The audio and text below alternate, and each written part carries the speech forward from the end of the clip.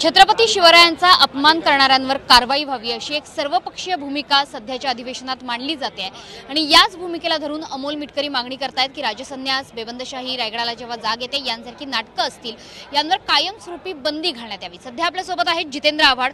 जितेंद्रजी, सत्ताधारी पक्षातले सदस्य अशा प्रकारची मागणी करतायत की संभाजी महाराजांची बदनामी ज्या साहित्याने होते ते साहित्य कायमस्वरूपी हटवलं जावं, ते रद्द-बातल केलं जावं। ज्या पद्धतीने विकिपीडियावरचा मजकूर हटवला गेला तशीच कारवाई। साहित्याविषयी काही बोलायचं नाही,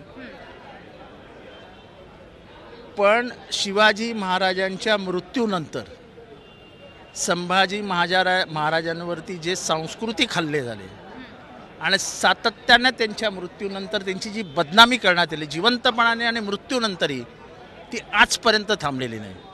त्यांची बदनामी करणारे कोण होते, काय होते हे साहित्यातनं स्पष्ट होत आहे।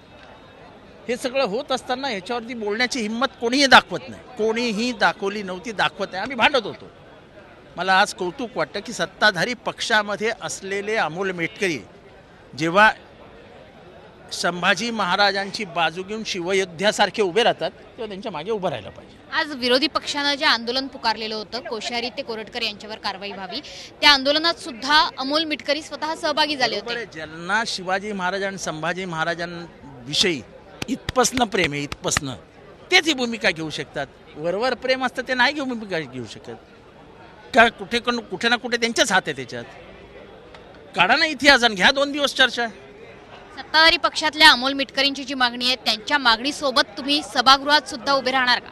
मी शिवाजी महाराज आणि संभाजी महाराज यांच्या इतिहासाविषयी सत्य इतिहास सांगणारा कोणीही असो, तो माझा पराकोटीचा विरोधक असो, मी त्याच्या बाजूने उभा राहील। पण आज विरोधकांची जी भूमिका होती सभागृहात की एकीकडे अबू आझमींवर कारवाई होते, कोरटकर आणि सोलापूरकरच्या विषयी काही बोललं जात नाही। कोरटकर आणि तू कोण? सोलापूरकरला वाचवण्यासाठी तर हे सरकार धावपळ करते। त्याच्यामुळे आम्ही अमोल मिटकरींसोबत उभे राहू आणि सत्ताधारी पक्षातले अमोल मिटकरी हे एकमेव शिवयोद्धे आहेत असा उल्लेख आता जितेंद्र आव्हाडांकडून करण्यात आला आहे। कॅमेरामन श्रीनिवास मनीष पाठक, झी 24 तास, मुंबई।